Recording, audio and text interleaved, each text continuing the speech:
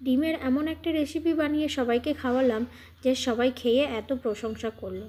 নমস্কার বন্ধুরা, চলে এসেছি ডিমের একটি রেসিপির ভিডিও নিয়ে আপনাদের সাথে শেয়ার করতে।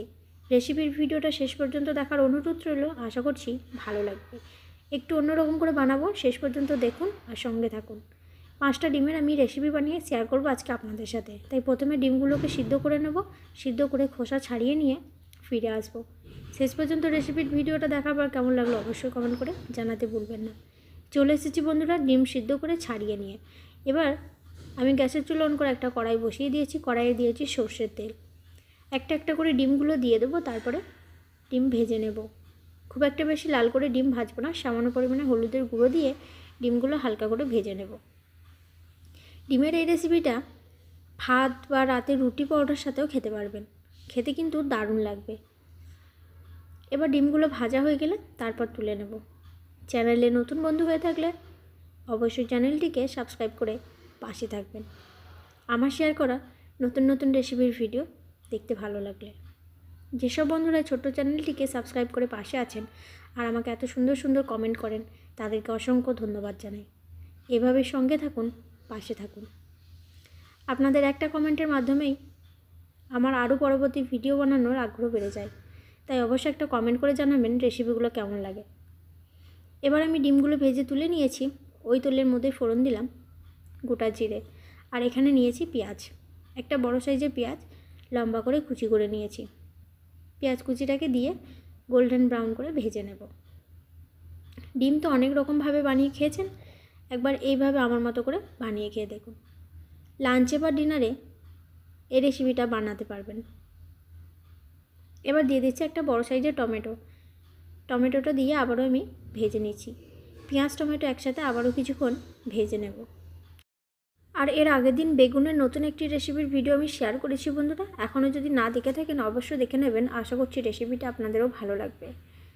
এবার দিয়ে দিচ্ছি এখানে আদা, কাঁচা লঙ্কা, রসুন আর পেঁয়াজের একটা পেস্ট আধ বাটা করে বেটে নিয়েছি, সেটাকে দিয়ে দিলাম। এবার ভালো করে কষিয়ে নেব।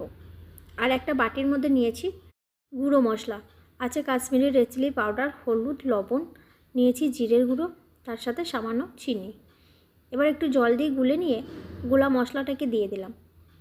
লো টু মিডিয়াম ফ্লেমে 3-4 মিনিট মতন মশলাটাকে কষিয়ে নেব, যতক্ষণ না মশলা থেকে তেল আলাদা হচ্ছে।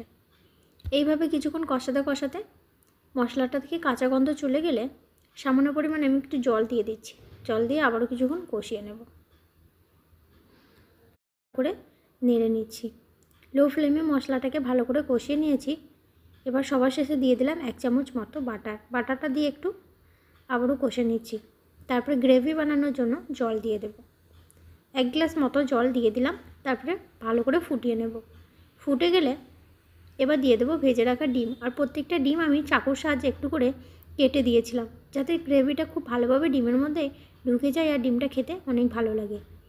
সবার শেষে সামান্য ধনেপাতা কুচি দিয়ে দিলাম আর দিয়ে দেবো গরম মশলা। 2-3 মিনিট মতো ফুটিয়ে নিয়ে গ্যাসের ফ্লেমটাকে বন্ধ করে দেবো। তাহলেই তৈরি হয়ে যাবে ডিমের দারুণ একটি রেসিপি। আশা করছি রেসিপিটা আপনাদেরও ভালো লেগেছে।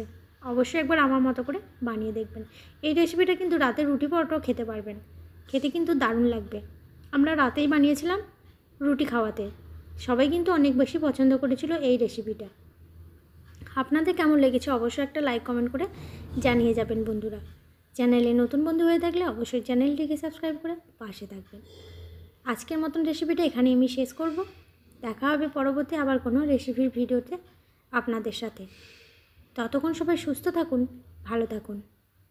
শেষ পর্যন্ত রেসিপির ভিডিওটা দেখার জন্য অসংখ্য ধন্যবাদ এবং আমার সঙ্গে থাকার জন্য। Thanks for watching.